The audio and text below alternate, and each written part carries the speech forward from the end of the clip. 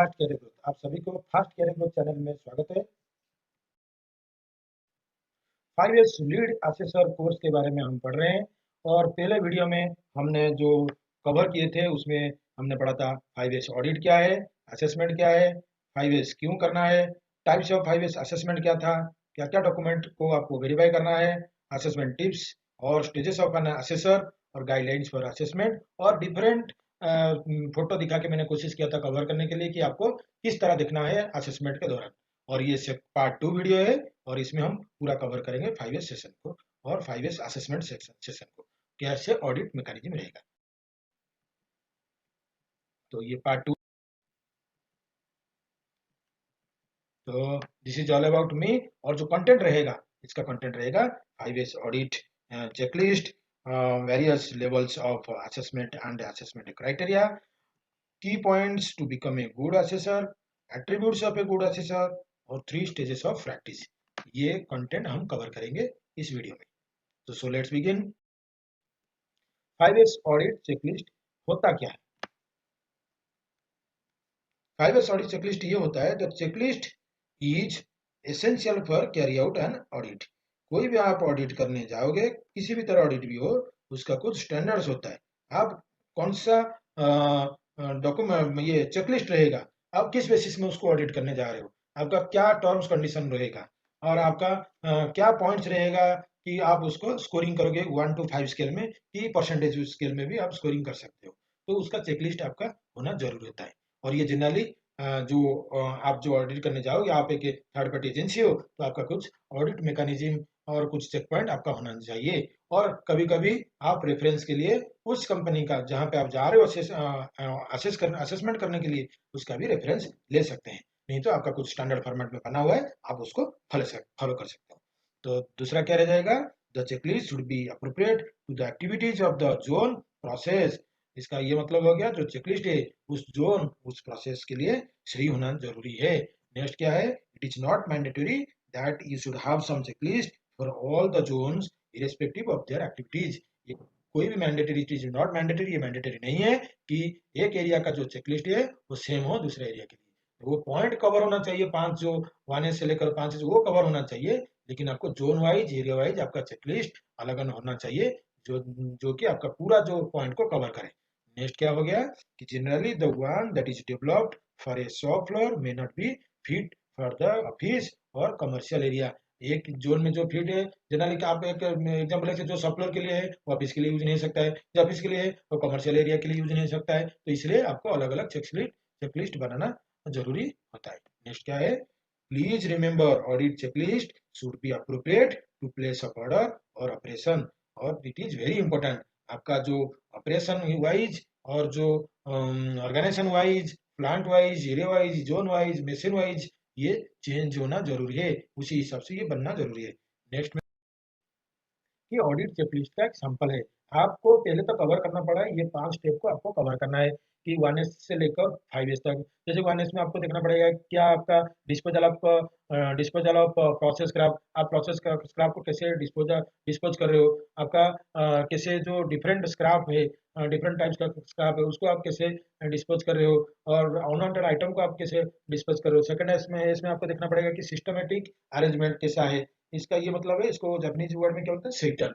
ये place is everything and everything in its place. आपको उसके बारे में देखना है क्या शर्टिंग ऑफ रॉ मटेरियल कैसा है, शर्टिंग ऑफ डब्ल्यूआईपी कैसा है, storing of tools the fixer ये कैसा है, तो आपका जो ड्राइंग है, फाइल है, रिकॉर्ड्स है वो कैसे रखा गया है, प्लांट लेआउट क्या है, येलो लाइन कैसे आपने मार्किंग किया है, उसका लेबल क्या है, साइन बोर्ड क्या है, नोटिस बोर्ड वगैरह आपने कैसे मेंटेन किए हैं, इंडेक्स का फाइल का इंडेक्स है कि आइटम का इंडेक्स आपने कैसे मेंटेन किया उसको भी चेक करना है। और जो तीसरा होता है कि क्लीनिंग मतलब शिशो keep the place and equipment spick and span. इसका मतलब क्या हो गया?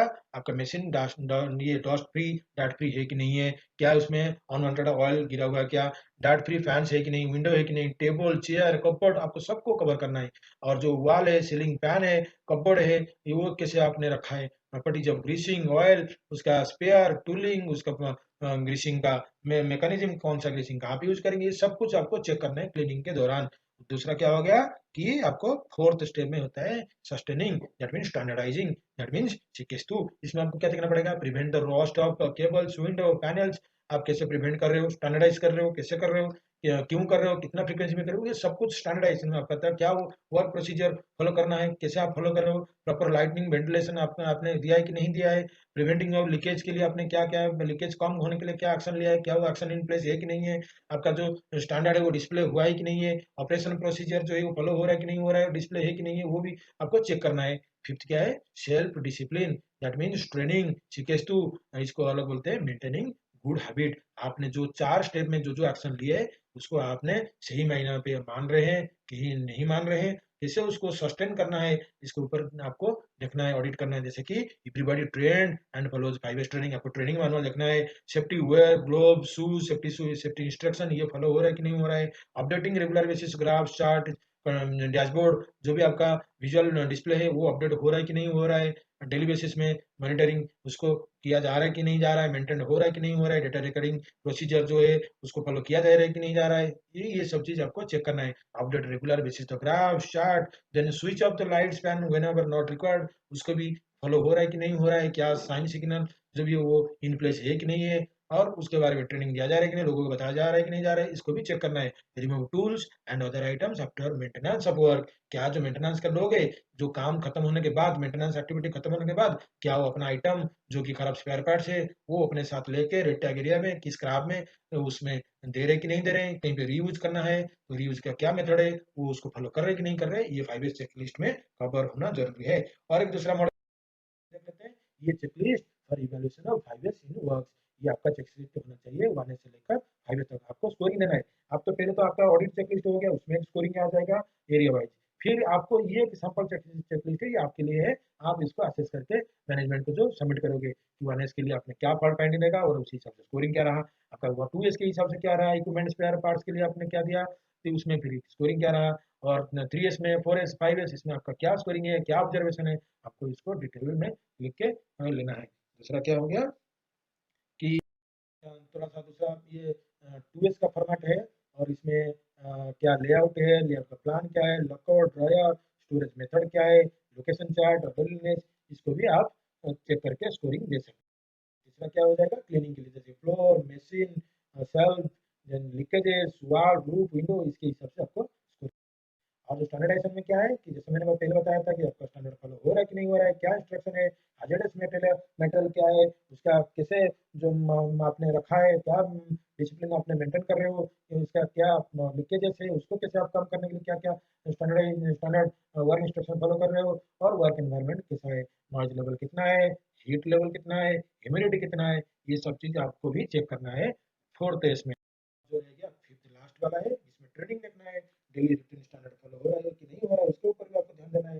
प्रोसीजर, रूल्स, सेफ्टी इंस्ट्रक्शन और ओवरऑल एनवायरनमेंट के ऊपर भी आपको ध्यान देते हुए स्कोरिंग देना है, और ये चीज़ आपको मेंटेन करते हुए स्कोरिंग को अपने पास रखना है। हो गया कि सीक्वेंस में लास्ट जो एज था उसमें आपको क्या क्या दिखना चाहिए, तो अब इसमें आपको दिखना चाहिए कि जो आपका अप्रोप्रिएट विजुअल कंट्रोल सिस्टम वो कैसा है, कि आपका विजुअल कंट्रोल सिस्टम अप्रोप्रिएट है कि नहीं है, उसको भी देखना है। नेक्स्ट क्या हो गया, एडिक्वेट स्टैंडर्ड्स डिस्प्ले, एसओपीज, इटीज, दैट मींस कि क्लीनिंग शेड्यूल वो इन प्लेस है कि नहीं है, फॉलो हो रहा है कि नहीं हो रहा है, कैसे फॉलो होगा, मैकेनिज्म क्या है, उसके ऊपर ध्यान देना है।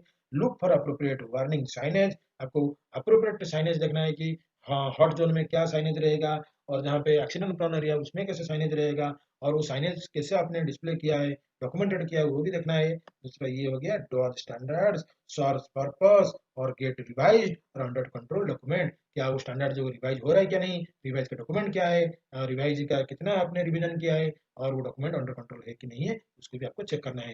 दूसरा हो गया audit plan schedules are made, that means audit plan schedule बना हुआ है कि नहीं है, बना हुआ है तो फॉलो हो रहा है कि नहीं हो रहा है। नेक्स्ट क्या हो गया, लुक पर डिस्प्लेज इन स्टैंडर्ड फॉर्म, जो डिस्प्ले हो क्या कौन सा स्टैंडर्ड फॉर्मेट में आपने पूरा प्लांट में और ऑर्गेनाइजेशन में किया हुआ है, दैट मीन्स यहाँ पे मान लीजिए कि लेटर साइज क्या है, उधर क्या है, आपका हेडिंग कैसा होना चाहिए, कलर कैसा होना चाहिए, कलर साइज कितना होना चाहिए, कौन सा फॉन्ट होना चाहिए, ये सब चीज आपको ध्यान देना है कि ये जो साइनेज है कि आपका जो डिस्प्ले है वो एक स्टैंडर्ड फॉर्मेट मेंटेन किया गया है कि नहीं किया गया है, और जो बोर्ड डिस्प्ले बोर्ड का साइज क्या है, आपका जो साइनेज का साइज क्या है, सब कुछ इसमें मेंटेन होना चाहिए और उसमें उसी हिसाब से ये फॉलो हो रहा है कि नहीं हो रहा है वो भी चेक करना है। और दूसरा हो गया look for 5 S score trend, audit remarks और ऑब्जर्वेशन। आपको 5 एज का स्कोर ट्रेंड कैसा रहा, पिछले महीने में क्या था, इस महीने में क्या है, पिछले साल में क्या था, इस साल में क्या है, ऑडिट स्कोर कैसे इंप्रूव हो रहा है कि डिग्रेड हो रहा है, आपका रिमार्क्स जो था वो क्लोज हुआ है कि नहीं हुआ है, ऑब्जर्वेशन जो था उसको इम्प्लीमेंट किया गया है कि नहीं किया गया है, ये सब कुछ आपको चेक करना है। उसके क्या रहेगा, द इंटरेक्ट द पीपल, जज how the standard is understood eight operating level. आपको जजमेंट लेना, आपको जजमेंट करना है, जज करना है कि जो लोग काम कर रहे हैं उनका 5 एज के बारे में नॉलेज डेप्थ कितना है। नेक्स्ट क्या हो गया कि लुक पर स्टैंडर्डाइज डिस्प्ले, आपको स्टैंडर्डाइज डिस्प्ले हुआ है कि नहीं हुआ है इसके ऊपर भी आपको देखना है। नेक्स्ट क्या हो गया, notice boards to have responsibility for review और रिव्यू फ्रीक्वेंसी। आपको नोटिस बोर्ड में भी क्रॉस चेक करना पड़ेगा कि रिव्यू कितना दिन में होने वाला था, हुआ कि नहीं हुआ है, रिव्यू फ्रीक्वेंसी क्या है, फ्रीक्वेंसी फॉलो हुआ कि नहीं हुआ, इसके बारे में भी आपको देखना है। लास्ट क्या है, mark the displayed documents with destination file. आपका जो डॉक्यूमेंट्स है और जो फाइल है क्या वो डिफाइंड लोकेशन में रखा गया कि नहीं रखा गया है, क्यों नहीं रखा गया है, रखने का और कुछ मेथड हो सकता है क्या, उसके बारे में आपको ध्यान देना है। नेक्स्ट पॉइंट क्या है, various level of assessment and assessment criteria. तो various levels of assessment and assessment criteria क्या है, तीन तरह का असेसमेंट का लेवल होता है। तो तीन तरह का असेसमेंट लेवल क्या होता है, पहला हो गया कि मॉडल लेवल और असेसमेंट लेवल और प्लैटिनम लेवल, ये तीन असेसमेंट का लेवल होता है। उसको हम लास्ट वीडियो में, लास्ट स्लाइड में देख लेंगे कैसे आपको इसमें मार्किंग करना है और कौन सा स्टेज में आपका प्लांट अभी 5S के स्कोर के हिसाब से आप उसमें देख सकते हैं। और उसके बाद क्या हम देखेंगे कि आपको असेसमेंट का क्राइटेरिया कितना रहता है, क्राइटेरिया क्या क्या रहता है, कितना आप उसको इवैल्यूएशन का जो मार्किंग का रहेगा, कितना मार्किंग कैसे करोगे उसके बारे में थोड़ा सा देख लेते हैं अगले स्लाइड। अगले स्लाइड में तो इसमें क्या था कि it is a company wide assessment of 5S system to be carried out preferably by an external agency और एन एक्सपर्ट और कंसल्टेंट। जनरली आपको एक थर्ड पार्टी, आप एक असेसर हो तो इसका मतलब आप थर्ड पार्टी एजेंसी हो, तो आपको ये कंपनी वाइड पूरा आपको करना पड़ेगा असेसमेंट। और दूसरा क्या रहेगा, it is also preferable to conduct external assessment at least once in a month. Generally ये साल में एक बार, नहीं तो 6 महीने में एक बार भी किया जा सकता है। Generally these assessment are carried out using 100 point score sheet. आपको 1000 जो पॉइंट है, 1000 स्कोरिंग पॉइंट के हिसाब से आपको इसको इवेल्युएट करना है जोन वाइज। सभी जोन में 1000 पॉइंट के हिसाब से करना है कि लीडरशिप का क्या स्कोर है। लीडरशिप को आपको 100 स्केल में लेना है, शेरी को 1S को आपको 200 स्केल, सेटन को 200, शिशो को 200, सिकेस टू सिक्स को आपको 150 150 के हिसाब से लेके स्कोरिंग करके इसको इवेल्युएट करना है। ये होता है स्केल पार्ट। नेक्स्ट क्या है, ये होता है क्राइटेरिया, आप कैसे इवेल्युएट करेंगे, कौन सा पॉइंट को आपने कितना मार्क देने का सोचा है, मैक्सिमम मार्क कितना देने का सोचा है। जैसे कि लीडरशिप, लीडरशिप आपको क्या देखना है, तो इसमें मान लीजिए कि मैंने पहले रखा कि पॉइंट लीडरशिप है, ये पहला पॉइंट आपका असेसमेंट का, उसका 1.1 1.2 ऐसा लेके 1.4 तक है, इसमें आपने 100 मार्क टोटल मार्क दिया है। तो जो डिवाइडेड पॉइंट जैसे कि 5S का अंडरस्टैंडिंग है कि नहीं है, जनरल अवेयरनेस है कि नहीं है, एग्जीक्यूटिव में इन्वॉल्वमेंट है कि नहीं है। उसके बाद देखना है कि जो 5S का अंडरस्टैंडिंग सुपरवाइजर है, फ्रंट लाइन लीडर है कि एम्प्लॉय, उनका अवेयरनेस लेवल और इन्वॉल्वमेंट कितना है। उसके बाद आपको देखना है कि मंथली प्रोग्रेस रिव्यू देखना है कि मंथली कितना ये प्रोग्रेस कर रहे हैं, एजेंडा जो मिनट्स ऑफ मीटिंग का क्लोज हो रहा है कि नहीं हो रहा है, क्या एविडेंस है उनके पास, उसको आपको 10 मार्क्स के स्कोरिंग रेट में आपको इवेल्युएट करना है। Orderliness, cleanliness of the gate, entrance, lobby area, first impression to a visitor, ये कैसे रहता है, एंट्रेंस एरिया, लॉबी एरिया, उसको 10-10 मार्क के हिसाब से आप दे सकते हैं। ये हो गया आपका पहला क्राइटेरिया। दूसरा क्या क्राइटेरिया में रह गया, दूसरा पेज में आपको चेक करना है कि 1S में मतलब सीरी में, इसमें देखना है garden area, exterior area, outside area, उसको आप स्कोरिंग कर सकते हैं। देन आपका फ्लोर एरिया, WF एरिया, उसके भी आप 10-10 पॉइंट के हिसाब से दे सकते हैं। और जो रह गया कि tops and inside of all cupboard, shelves, drawers, वो जो अनवांटेड आइटम है वो कैसे दूसरे लोकेशन में रखे हो, कि जो सामान आपको चाहिए आप उसको कैसे रख रहे हो, उसका क्या आपका प्रोसीजर की आपने क्या डिफाइन किया हुआ है, कौन सा आइटम कहाँ पे रखेंगे, कितना क्वांटिटी रखेंगे, वो आपने कैसे किया, उसको आप स्कोरिंग 30 स्केल में दे सकते हैं। दूसरा items are stored according to their frequency, कितना टाइम पे यूज होता है, जो बार बार यूज होता है उसको पास में रखना, जो थोड़ा सा 1 दिन 2 दिन के बाद यूज होता है थोड़ा सा दूसरा जगह पे रखना है। कि मान लीजिए कि एक शिफ्ट के बाद दूसरा शिफ्ट में थोड़ा सा दूसरा लोकेशन है, उसी हिसाब से है कि नहीं उसको एक स्कोरिंग देना है। उसके बाद होता है रेड लेबलिंग और डिस्पोजल स्टैंडर्ड, रेगुलर क्लियरिंग हो रहा है कि नहीं हो रहा है, regular remover of garbage wastage, इसका बिन जो कलर है वो कैसे कलर में रखा गया है, कहाँ पे रखा गया है, उसमें क्या आपने डिस्प्ले कर रखा है, उसकी को भी मार्किंग कर सकते हैं। और जो outside area, office area, store, table tops, work table, उसको भी आपको 1S के लिए वो पॉइंट देना है। तो ये होता है 1S के लिए। दूसरा क्या रहेगा, 2S का क्या रहेगा, 2S में आपको स्कोरिंग करना है, जैसे कि सेक्टर में आपको देखना है कि मेन एंट्रेंस एरिया ऑनवर्ड्स और जो बिल्डिंग है, जो फैसिलिटीज टॉयलेट है, उसमें आपने कैसे मेंटेन किया है, जो कैंटीन है कि आपका रूम्स डिपार्टमेंट और जो ये वो कैसे मेंटेन किया गया है, जो आउटलाइन मार्क है कहीं पे जो सामान है क्या वो मार्किंग एरिया से बाहर जा रहा है कि नहीं जा रहा है, कि अंडर द मार्किंग लाइन है कि नहीं है, इन प्लेस है कि नहीं है, उसको भी ये करना है। दूसरा रह गया कि मार्किंग ऑफ प्रिवेंट मिक्सअप, कहीं पे आपको पता है कि दो आइटम मिक्सअप होने के चांसेस है, आपने अलग अलग कलर कोडिंग के हिसाब से कि अलग अलग रैकिंग के हिसाब से उसका रखा है,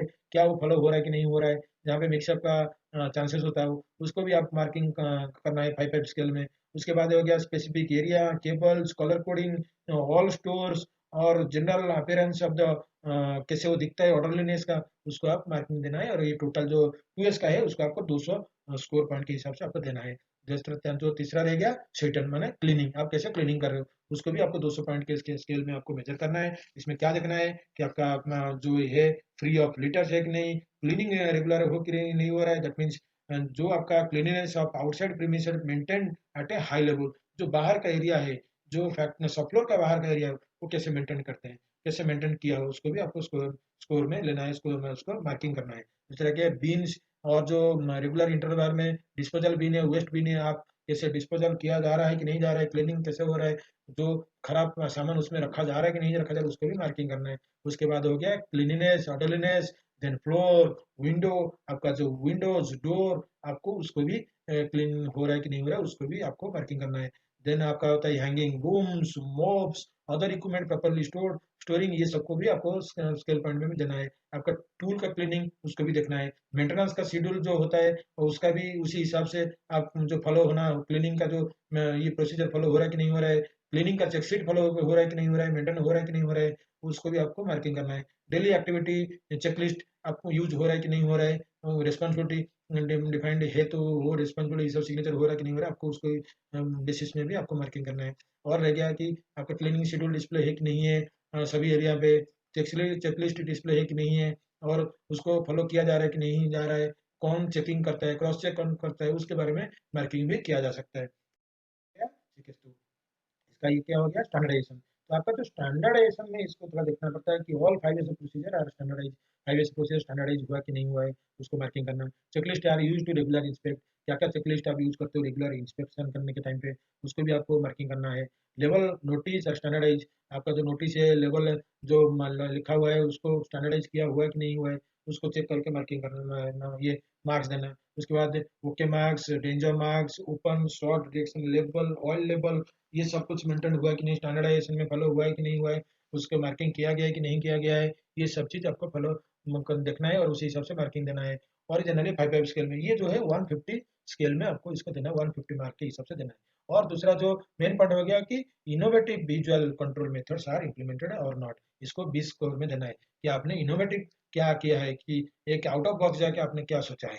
दूसरा रह गया कि standardized checking procedure is adopted कि नॉट, आपका एक स्टैंडर्ड प्रोसीजर अडॉप्ट हुआ है कि नहीं हुआ है, उसको देखना है कि ये पूरा डिपेंड करता है कि एक जो अच्छे चीज को स्टैंडर्डाइज में करके सो दैट रेगुलर बेसिस में उसको फॉलो किया जा सके।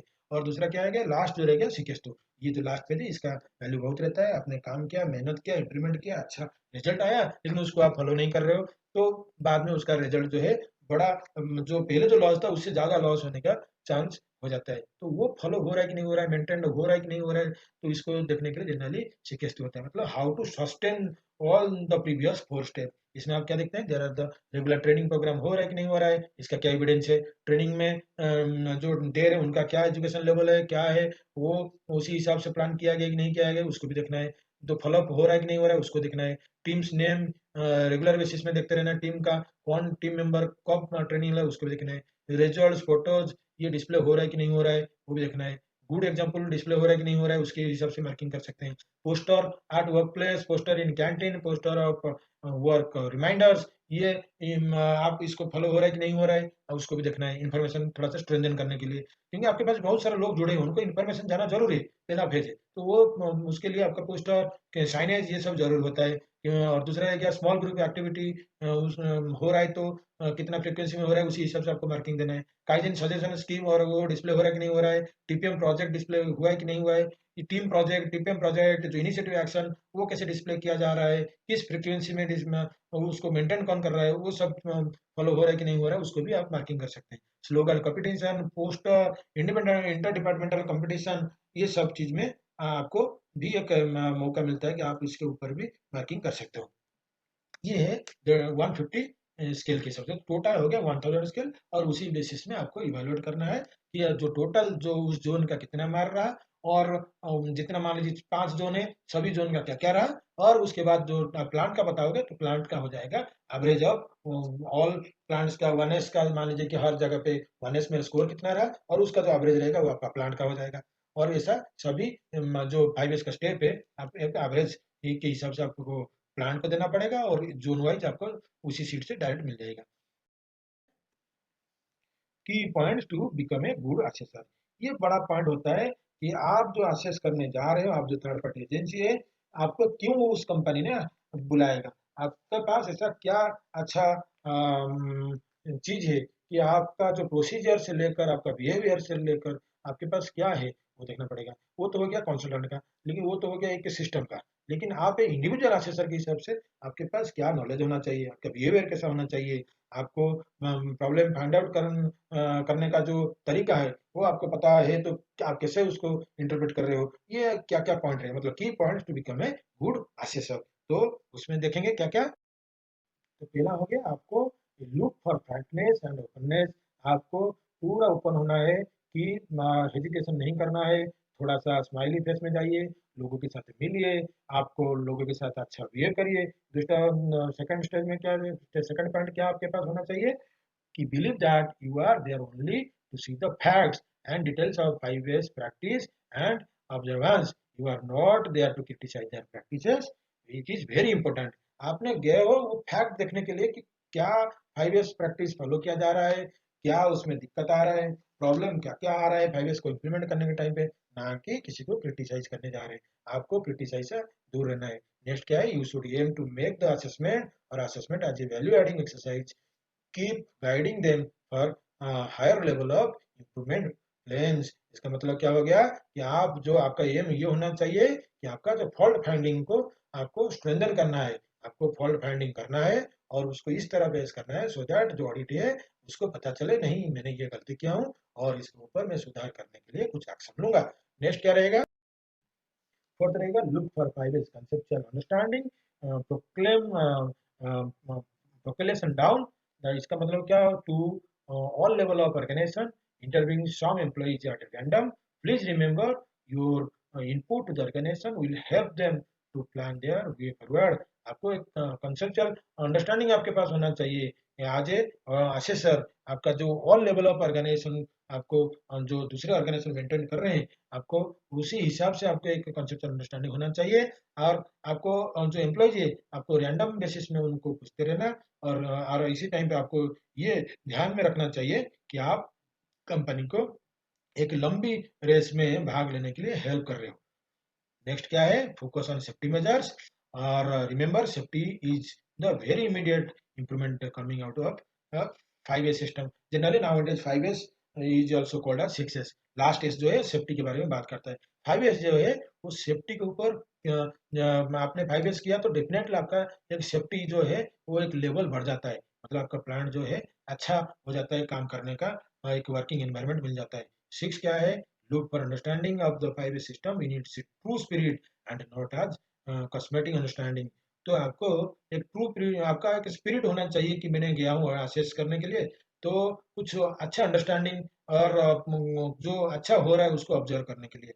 और नेक्स्ट क्या आपके पास होना चाहिए, focus on how the organization is serious about extending the 5S beyond its boundaries, that is employees, family, schools, hospitals, panchayat, public places, etc. Certainly you have to see the five, खाली तो आपको company नहीं देखना है, इसका impact जो है आप जो लोकल एरिया को, कि आपका जो सोशल को क्या जो मैसेज आता है, तो उसके बारे में भी आपको ध्यान रखना है। और दूसरा रह गया look for 5S is coverage in peripheral areas and security as well, also stores maintenance. खाली आप सप्लायर को कवर नहीं करेंगे, सिक्योरिटी गार्ड को कवर नहीं, सभी एरिया में आप जाके आपको कवर करना चाहिए, उधर असेसमेंट करना चाहिए, उनका फॉल्ट फाइंडिंग करना चाहिए और उनको पॉजिटिव वर्ड से बता के उनसे उधर इम्प्रूवमेंट करने के जो ताकत है आपके पास होना जरूरी है। लास्ट क्या पॉइंट होना चाहिए आपके पास? Method of red tagging, review, disposal system, scrap disposal policy, इसके बारे में आपको नॉलेज होना जरूरी है। सो और क्या क्या पॉइंट होता है एक गुड असेसर के लिए? और पॉइंट होता है look for the whether management review is taking place on 5 performance and look for effectiveness. इसका ये होना चाहिए। इसका मतलब क्या हो गया?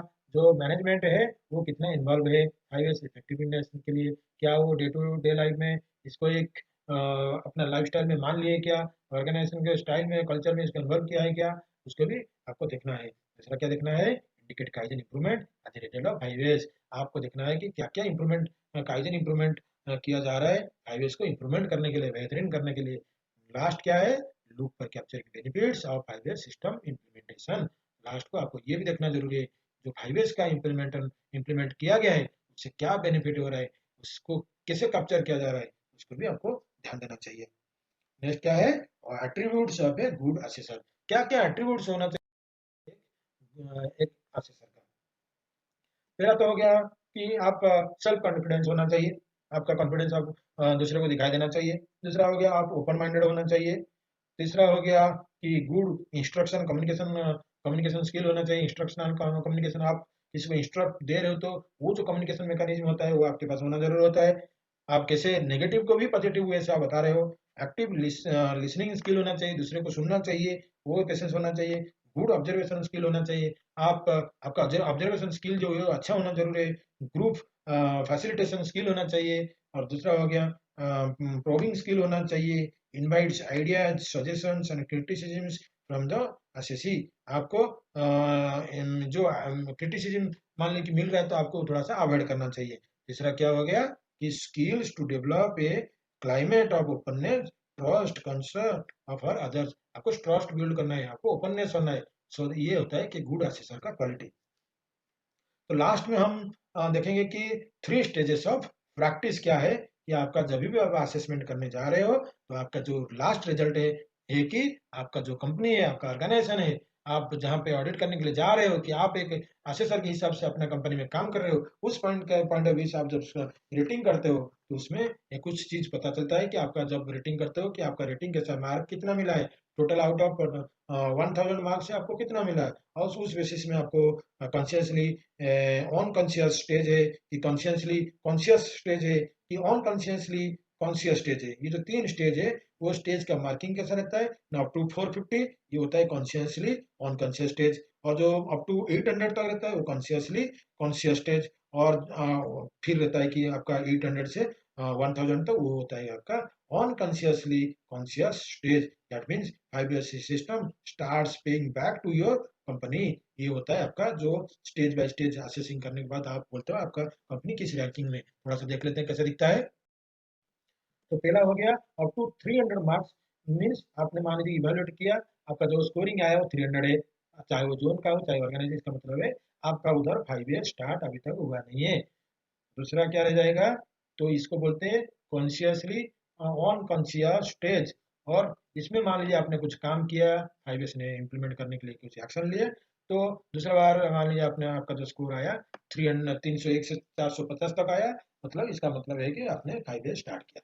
और उसके ऊपर आपने दोबारा फिर एक्शन लेना स्टार्ट किए और आपका जो स्कोर आ गया मान लीजिए 450 से एबव 650 तक, इसका मतलब 5 years एक एक्टिवली स्टार्ट हो चुका है, और इसको बोलते हैं कॉन्शियसली कॉन्शियस स्टेज। और आप उसके ऊपर भी और काम करने लगे, इम्प्लीमेंट एक्शन पॉइंट लेते रहे, फॉलो 5 years को इन प्लेस उसको फॉलो करते गए, लोग आपका 5 years को फॉलो कर रहे हैं, उसको मेंटेन कर रहे हैं, तो मान लीजिए आपका स्कोर आ गया 650 से 800 तक, तो इसको बोलते हैं वेरी एक्टिव 5S। तो लोग 5S करने के लिए जुड़े हैं, उनका मनोबल अभी 5S करने की दिशा में है, वो अभी चाहते हैं कंपनी को लाने के लिए, ना कि फोर्सफुली वो अपना मोरल को बढ़ाते हुए अपना कंपनी को अच्छे पोजीशन में लाने के लिए वो खुद इनिशिएटिव लेना स्टार्ट कर दिए। और इसको ऊपर मान लीजिए आपने और एक्शन पॉइंट लिया और आपका जो स्कोरिंग है 800 से एबव आया अप टू 1000, तो इसको ये बोलते हैं कि on consciously conscious stage.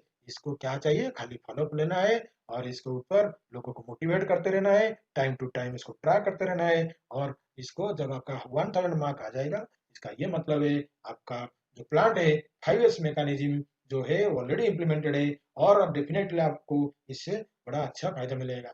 5S एक लीन का टेक्नो टूल होता है। आप खाली 5S भी इम्प्लीमेंट करके आप पूरा कंपनी को चला सकते हो, जो कि वर्ल्ड क्लास मैन्युफैक्चरिंग भी इसको बोलते हैं। वर्ल्ड क्लास मैन्युफैक्चरिंग जो है उसके ऊपर भी हम एक डिटेल वीडियो बनाएंगे, उसके ऊपर भी बात करेंगे। और जो 3 स्टेजेस ऑफ प्रैक्टिस ये जो था, on consciously conscious stage, consciously conscious stage, on consciously conscious stage, ये जो 3 स्टेज था, आपका मान लीजिएगा आपने टारगेट अचीव कर लिया है, बेस्ट 5S प्रैक्टिस चल रहा है आपका कंपनी में, तो definitely the 5S system starts paying back to your company. आपने जितना मेहनत किया है, आपने जितना सिस्टम इंप्रूवमेंट करने के टाइम पे जो मैन पावर का कॉस्ट खर्चा हुआ है, कहीं पे कुछ काइजन के लिए जो किया है, डेफिनेटली जितना आपने खर्चा किया है, इसका 90% से एबव आपको रिटर्न मिलता है। मतलब 10% आपने खर्चा करेंगे तो आपको 90 रुपये आपको रिटर्न मिलते हैं। कंपनी को एक बहुत सारा बेनिफिट मिलता है 5S इम्प्लीमेंट करने के बाद।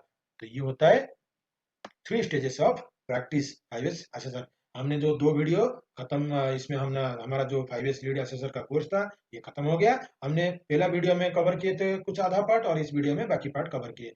हुआ मेरा ये मानना है कि आपने पहला वीडियो देखने के बाद ये वीडियो देख रहे हैं, डेफिनेटली एक 5S असेसर कैसा असेसमेंट होता है, एक असेसर का क्या क्वालिटी होता है, वो क्या चेक करता है, आप जब भी सर्टिफाइड कोर्स करने के लिए जाएंगे डेफिनेटली ये आपको हेल्पफुल होगा। और मैं मानता हूँ आप ये पढ़ने के बाद आप एक असेसर के पॉइंट ऑफ व्यू से अपने कंपनी में जाके इसको इम्प्लीमेंट करना है। उसी हिसाब से आपको चेकलिस्ट ये सब चीज चेक करना है, उसमें कहीं पे मॉडिफिकेशन का जरूरत है उधर करना है। और फिर असेसर के पॉइंट ऑफ व्यू से आपको पहले से ही पता हो गया है कि आपको कैसे इम्प्लीमेंट करना है अपने फैक्ट्री में, और उसका बेनिफिट मिलेगा तो डेफिनेटली कंपनी को बेनिफिट मिलेगा और आपको रिवार्ड रिकॉग्निशन मिलेगा। धन्यवाद।